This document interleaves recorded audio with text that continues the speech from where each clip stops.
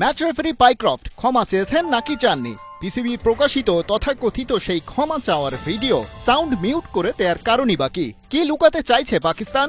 এমন অনেক ষড়যন্ত্র তত্ত্ব এখন ঘুরছে আকাশে বাতাসে। এশিয়া কাপের ম্যাচে ভারতীয় ক্রিকেটাররা পাকিস্তানের সাথে হাত মেলায়নি, আর সেই কারণে রীতিমতো আকাশ জমিন এক করে ফেলছে পাকিস্তান। ঘটনা গেছে আইসিসি পর্যন্ত, এমনকি সমঝোতা করতে হয়েছে ম্যাচ রেফারি পাইক্রফটকেও।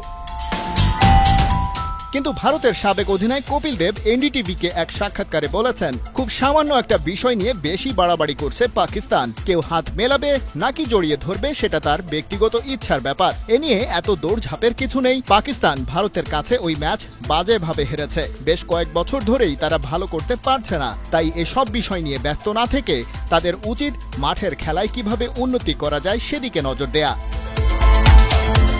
ওই সাক্ষাৎকারে 1983 বিশ্বকাপ জয়ী ক্যাপ্টেন বলছেন, মনে রাখতে হবে হাত মেলানো একটা ভদ্রতা, কোনো আইন নয়। তাই কেউ যদি সেই ভদ্রতা না দেখাতে চায় সেটা তার বিষয়। পাকিস্তানের উচিত হবে এসব বিষয় থেকে এখন মনোযোগ সরানো।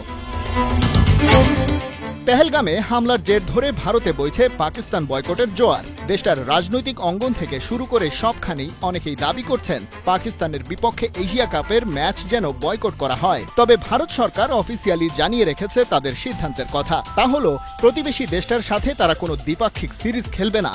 সেটাই পেহেলগাম হামলার প্রতিবাদ। তবে মাল্টিন্যাশনাল টুর্নামেন্ট যেমন এশিয়া কাপ বা বিশ্বকাপে পাকিস্তানের বিপক্ষে লড়াইয়ে ভারত সরকারের অন্তত কোনো আপত্তি নেই। এই সিদ্ধান্ত আসার পরই নিজেদের দল সাজিয়ে এবারের এশিয়া কাপ টি-20তে অংশ নেয় সূর্যকুমার, গৌতম গম্ভীরের দল।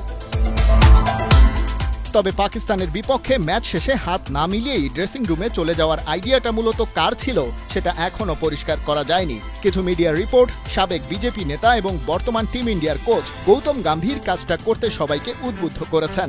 আবার Suryakumar Yadav after match press মিটে জানিয়েছেন, টিমের সবাই মিলেই পেহেলগাম হামলার নীরব প্রতিবাদ হিসেবে হাত না মেলানোর সিদ্ধান্ত নিয়েছেন এবং সেটাতে বিসিসিআই এর ওপর মহলেরও সায় ছিল। এ পর্যায়ে এসে সাবেক ক্রিকেটার আর ধারাভাষ্যকার অনিল কুম্বলে হয়তো পরিস্থিতি শান্ত করতে চাইছেন বিষয়টিকে একটা ছোটখাটো ঘটনা ব্যাখ্যা দিয়ে। তবে সেটা পাকিস্তানের ইগোতে লাগায় আর ছোট থাকেনি। সামান্য হাত মেলানোর ঘটনা শেষমেশ কোথায় গিয়ে দাঁড়ায় সেটাই দেখা যাবে এবারের এশিয়া কাপে ভারত পাকিস্তান দ্বিতীয় লড়াইয়ে। সুপার 4-এর ম্যাচটা মাঠে গড়াবে রবিবার। খালিদ জামিল, ৭১।